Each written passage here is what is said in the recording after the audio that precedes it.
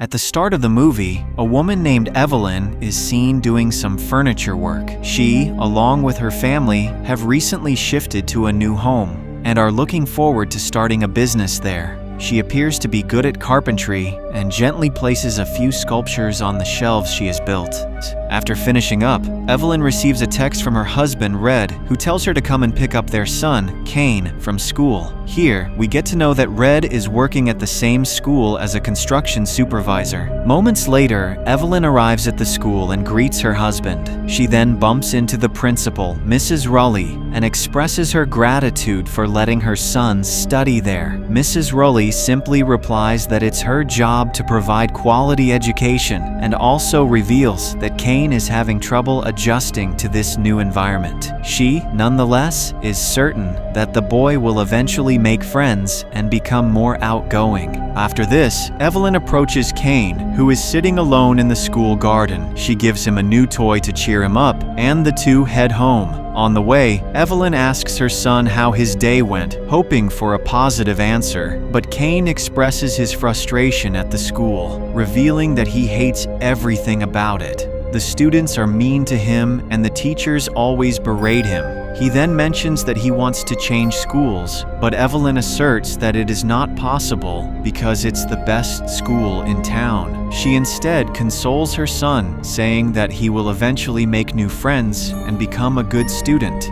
The next day at home, Evelyn is on a call with her mother when suddenly the doorbell rings. She opens the door and finds her mute psychic friend, Uriah, outside. Evelyn quickly greets him and welcomes him inside her new house. Wasting no time, the psychic starts investigating the place and makes some strange comments. He then takes out some cards and begins predicting Evelyn's future. At first, he says that her husband will soon bring in a lot of money, which delights her. However, on picking another card, he predicts that trouble will soon befall on the family. As the duo is busy talking, Red arrives home with Kane. He informs Evelyn that Kane was involved in a fight at school, resulting in a 3-day suspension. He then talks to her privately and questions her methods of bringing a psychic at their house. However, Evelyn mentions that she simply wants Uriah to bless the house. After the conversation, Evelyn requests Uriah to come back next week for the blessing,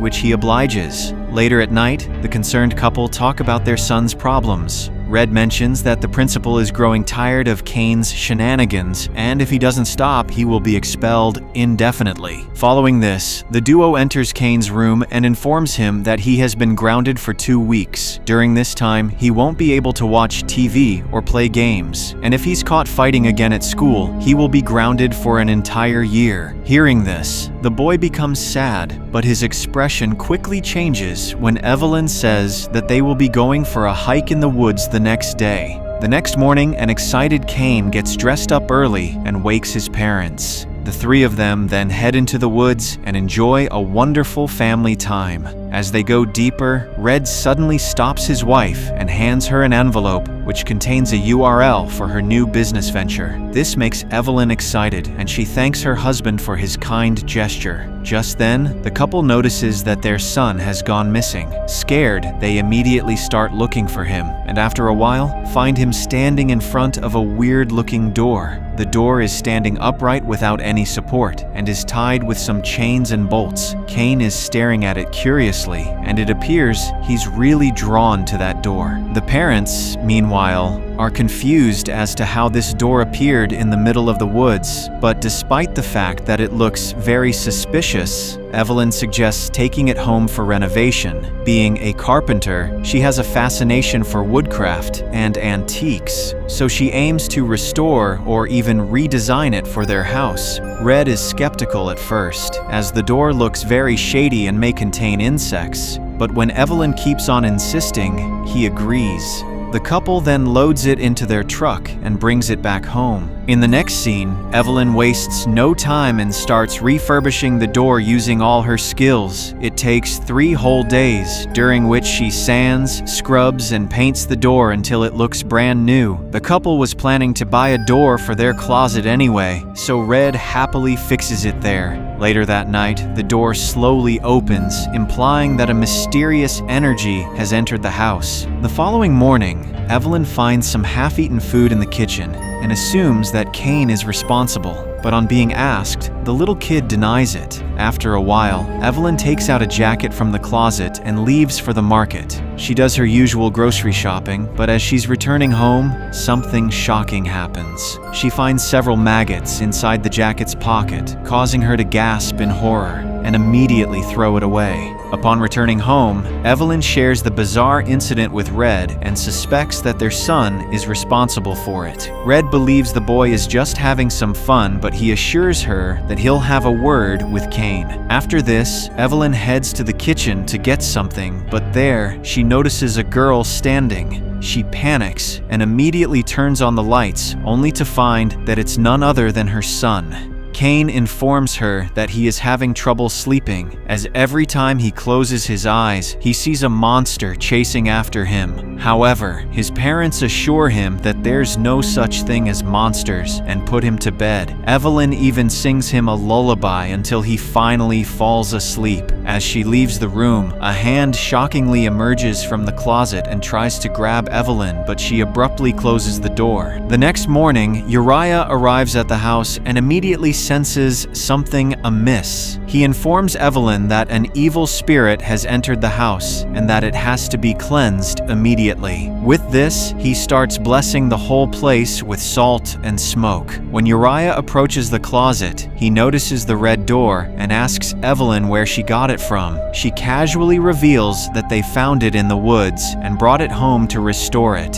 Upon hearing this, a worried Uriah asserts that the door holds dark energy and it must be removed at once. As the two are busy cleansing the house, the lights suddenly begin to flicker on its own. This indicates that the evil has started to take control. A worried Uriah then departs, but not before warning Evelyn to be careful with the things she brings into the house. Later, on his wife's insistence, Red tries to remove the door, but the screws just won't come off. He thus assures Evelyn that he will get rid of the door during the weekend when he's free. The next day, Evelyn visits the town's library and asks the librarian about any strange occurrences in the town. The librarian reveals that there have been some unsolved mysteries which involve several missing children. Curious, Evelyn goes through the missing children article and discovers that the last case occurred 20 years ago. She also finds out that the last missing girl's name is Maggie Bradford and that the vanishing stopped after she went missing.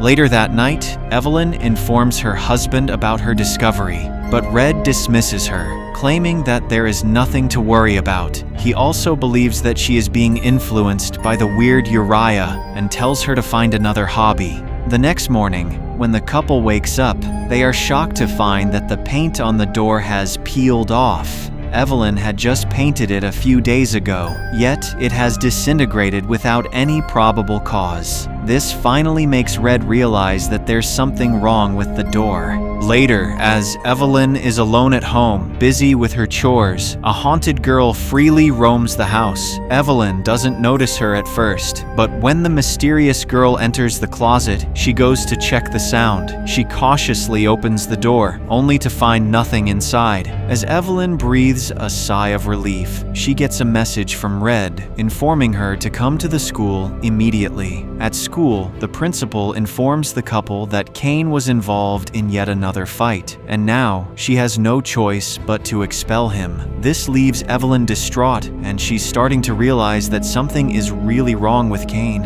At night, the concerned couple discusses their troubled son, and Red comes up with an idea to take Cain along with him to work, so that he can learn about teamwork and trust. As planned, the father-son duo departs for work the next morning, leaving Evelyn alone.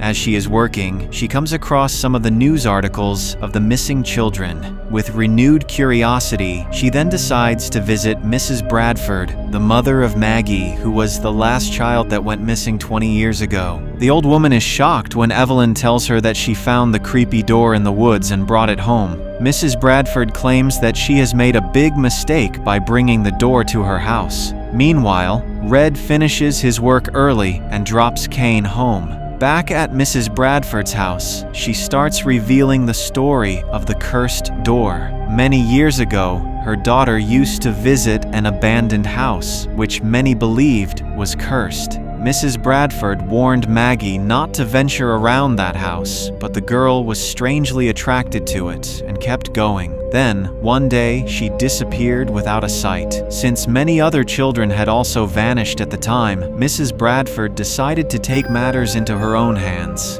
She took several gallons of kerosene and burned the entire house in an attempt to stop the evil. However, the door refused to burn, so Mrs. Bradford buried it 8 feet under the ground. Even this time, the door resurfaced again and stood still as if it wanted something. With no options left, Mrs. Bradford wrapped the door in chains and left it to rot in the woods. Since then, no child has gone missing, but now the evil has been let loose again. Just then, Evelyn receives a text from her husband who informs her that he has just dropped Cain at the house. Frightened, she immediately dashes home, and Red also arrives at the same time. The couple then barges inside, but it's too late, as the evil has already taken their son. Soon after, the authorities arrive, but they can do nothing more than note down the details. In the next scene, a desperate Evelyn invites Uriah at the house, who mentions that they might still have a chance to get their son back. However, they must hurry, or else Cain will become a part of the underworld forever. He then instructs Red to take the door back to where it came from, so that they can perform a ritual and bargain with the spirit that has captured Cain. Desperate to get their son back, Red grabs a sledgehammer and finally takes it off. Later, the trio arrive at the exact spot where the door was found. Wasting no time, Uriah starts the ritual and tries to summon the spirit. After a while, he manages to contact the gatekeeper, Empusa, and requests that she grant a meeting with her master. At first, Empusa refuses, claiming that her master is busy with the children. However, when Uriah mentions that Cain's parents are willing to make a bargain, she agrees to the meeting. Just then, the entire place goes pitch dark, and when Urian lights a lantern, they see several ghost-like children standing right in front of them. Soon after, the children disappear, and the door opens. Although scared, Evelyn, Red, and Uriah step in through the doorway and come face to face with the evil spirit. With this, the negotiations begin. Evelyn and Red immediately offer themselves to the spirit, but the latter refuses, claiming that he only likes to capture children. He also says that he thrives off the fear of children and that Cain is his favorite possession. Then, the devil asks the couple if they are willing to make others suffer to get their son back, to which they agree. With this, the devil whips out a contract with several terms and conditions. As soon as the couple signs it, Cain emerges from the underworld, and the family is finally reunited. However, Uriah warns the parents that they must fulfill their part of the deal, or else they will suffer the consequences. He also reveals that he will be fleeing the town, and that they should do the same. The next day, Evelyn and Cain pack their belongings and leave the place. Meanwhile, Red decides to stay for a few days as he has some unfinished business. He then starts refurbishing the evil door and fixes it somewhere in the school. At last, he hands the key to Mrs. Rully before finally leaving.